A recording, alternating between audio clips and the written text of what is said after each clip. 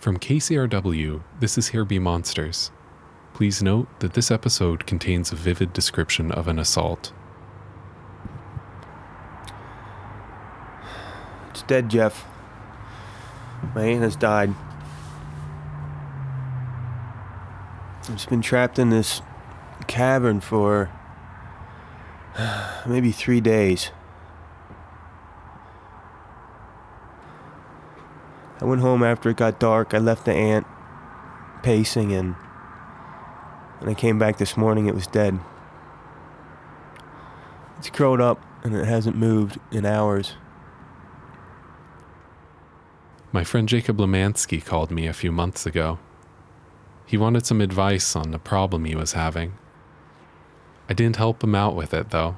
I figured he'd get better results if he just worked through it himself.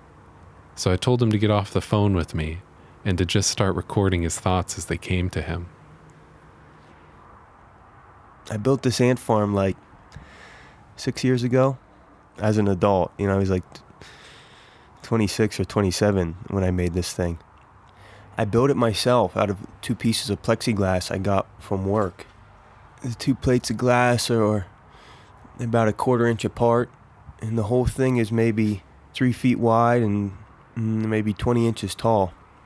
I have it in a deep black frame, and behind the ant farm I have LEDs that shine through, and there's a blue matting in the back, so it looks like sky. These ants that are in here right now, I gathered them up just a couple weeks ago from a giant ant hill south of town.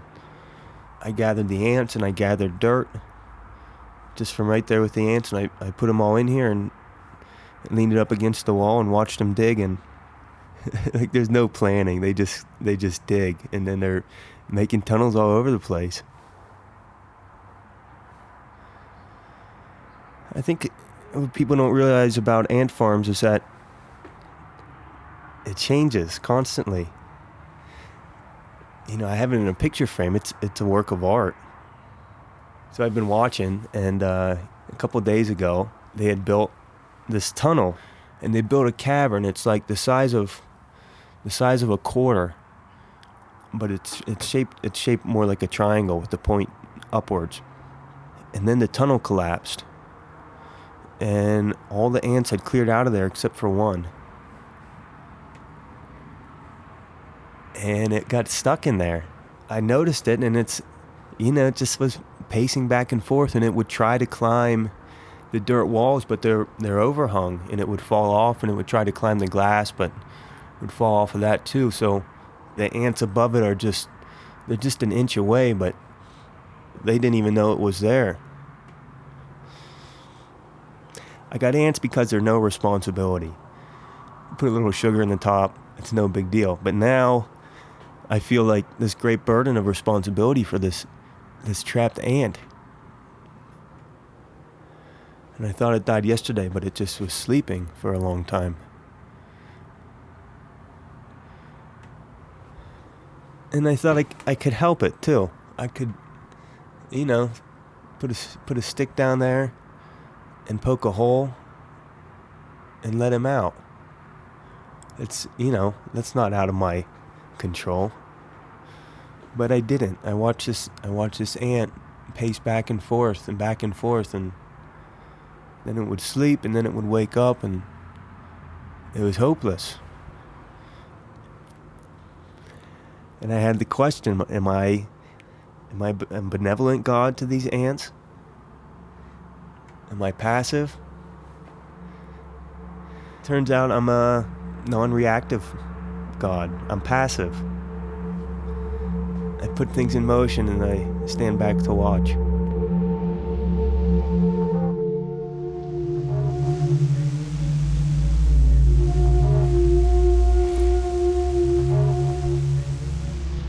When they die, they get brought up to the surface and just laid there.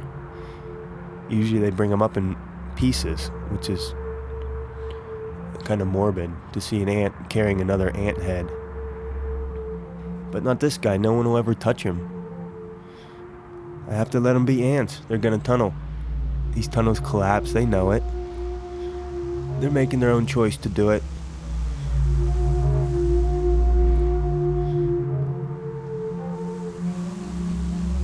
Well, he's moving. I just saw him move. His little leg twitched.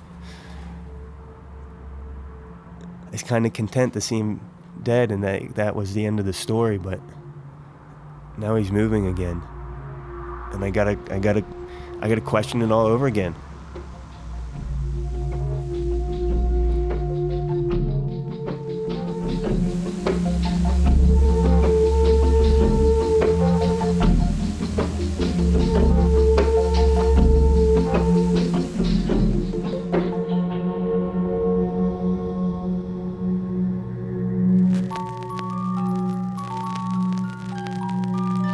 Here Be Monsters, the podcast about...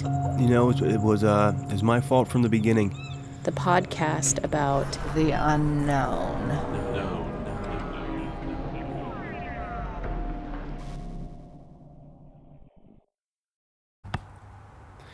My first ant farm was an Uncle Milton's ant farm, just like the regular Toy Story ant farm. I had set it up. I got ants in the mail. They sent like 25 of them, put them in there, and they were digging. And after a few days of that, I went out in the yard and I found more ants. I got eggs. I picked up the eggs and I put maybe 20 eggs into my ant farm. And for like 2 weeks, they moved those eggs back and forth. And they all started hatching. Ants, they don't get along. They'll fight if they're from different colonies. These eggs weren't from the same colony, so these like baby ants started to fight the ants that were established there. Like a war broke out. And I was probably like 8 years old, and I remember like running home from school so I could watch this battle unfold in my ant farm. And I remember after like 2 or 3 days, just everything was dead. It was just like total annihilation. I remember one of the larger ants running up the little ant hill with 2 of the baby ants like biting it. They're like latched onto it, and at the top of the hill it just died. I wouldn't do that now though. I feel like I have more compassion for him now. But not so much to rescue this guy. Yeah. I kind of feel like heavy in my heart about it, but I'm just gonna let that ant die. It's just nature's way.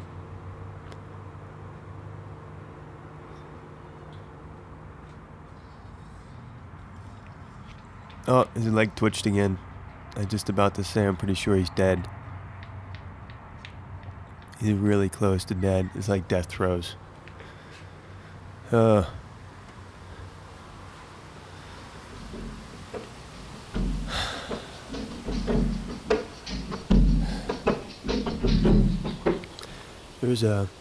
was a day when I was biking in South Africa.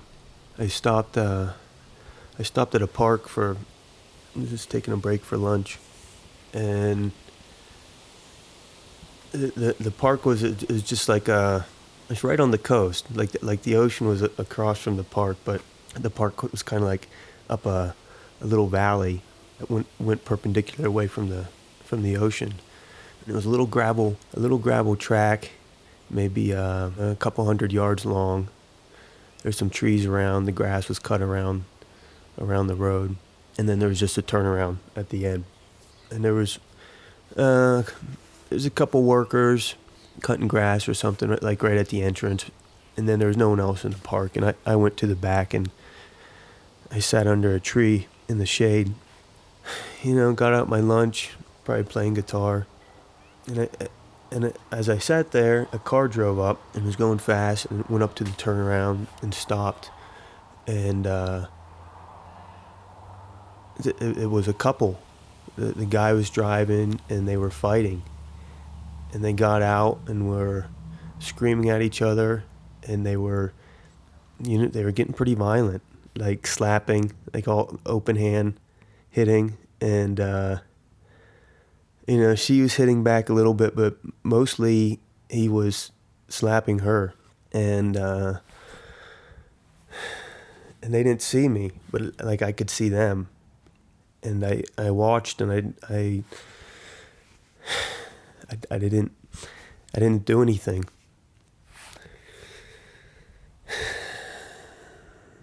And she ran from him, and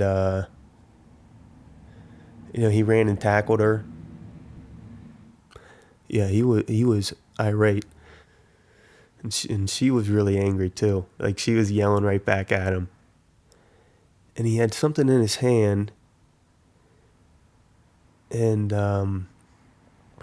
they were too far away. I couldn't see what it was.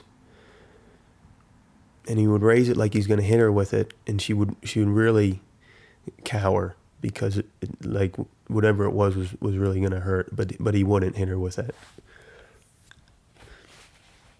And I didn't know what it was. And I feared for my own safety a little as well if I went over there.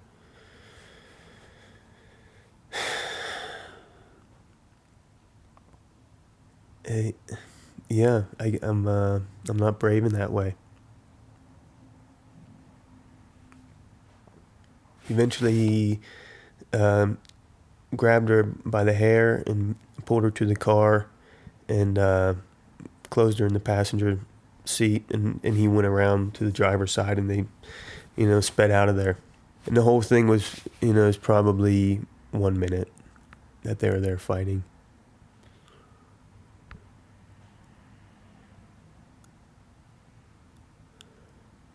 And I don't think me intervening could have done much at all, for them in their situation. But in the moment, maybe it could have helped her. I have a lot of shame that I didn't do anything. I feel sad about it.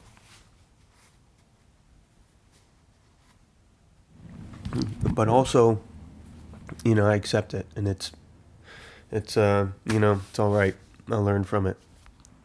I'm just sitting, like, this is in my nature. Like, this is kind of who I am as a person, and I'm just pretty well accepting of that. So it doesn't bother me that that these were my decisions.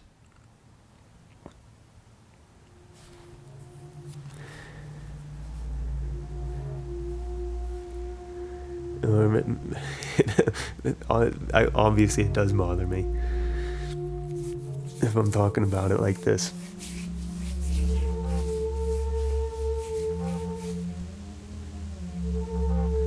Actually, whatever the next time is, like, I hope I make the other decision. I don't know.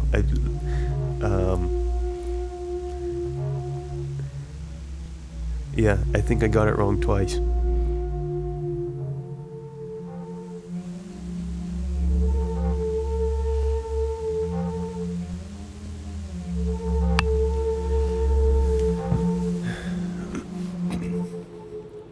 Oh, it's done. That ant is dead.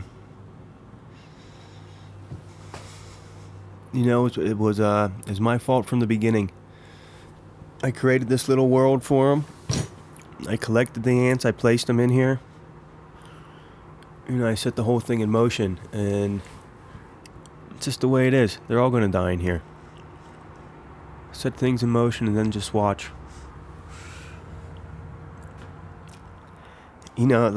Really, I'm not passive. I gathered all this. I gathered these ants. I put them in this situation, and then I let this one die.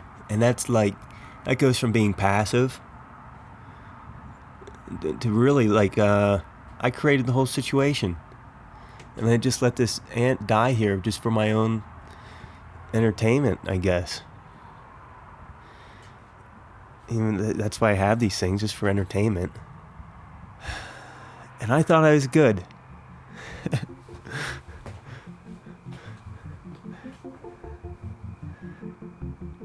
thought I would be a good God. I did just feed them, pure cane sugar. They got to dig, Their life wasn't bad once I had them. Except for this one. She's just dead in that cavern. Maybe it wasn't so good for her.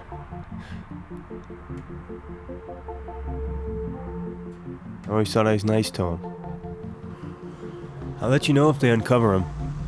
I'll see if I can read any of their emotions. It'd be like finding a buried mummy or something like that.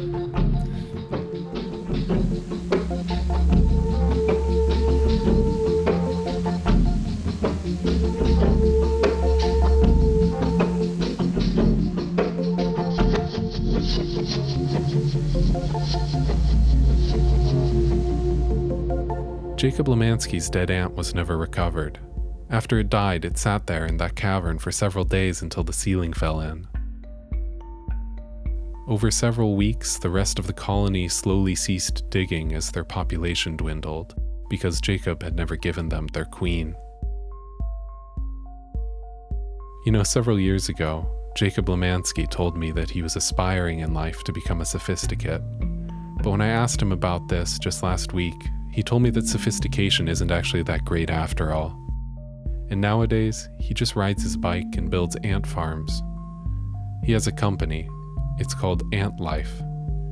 You can find his beautiful, handmade wooden ant colonies online at antlife.space. We also have a link to Ant Life on our website, which is hbmpodcast.com. There, you'll also see a time-lapse video of Jacob's ants digging in the dirt. Again, we're hbmpodcast.com. My name is Jeff Entman, and I produced this episode. I had help from Bethany Denton. Music came from The Black Spot. Here Be Monsters is a part of KCRW's Independent Producer Project. Our editor there is Nick White. You know, put a stick down there and poke a hole and let him out. Thanks for listening. More episodes soon.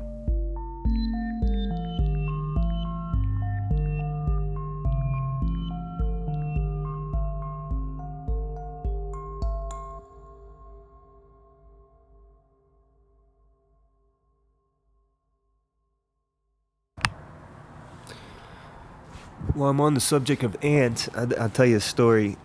When I was camping in Central America, there were leafcutter ants around. And I would come across these trails of leafcutter ants, and just thousands and thousands of ants, and they're carrying little bits of leaves like the size of fingernails. And they were cool, and I would look at them. And then I would hang my hammock somewhere and go to sleep. And on 3 occasions, 3 times this happened, those leafcutter ants climbed up the tree where I was, crawled onto the bug mesh, which I kept over my hammock, and they would cut holes in my hammock and take my bug mesh away. And I guess they thought it was leaves that they could eat. I'm not sure.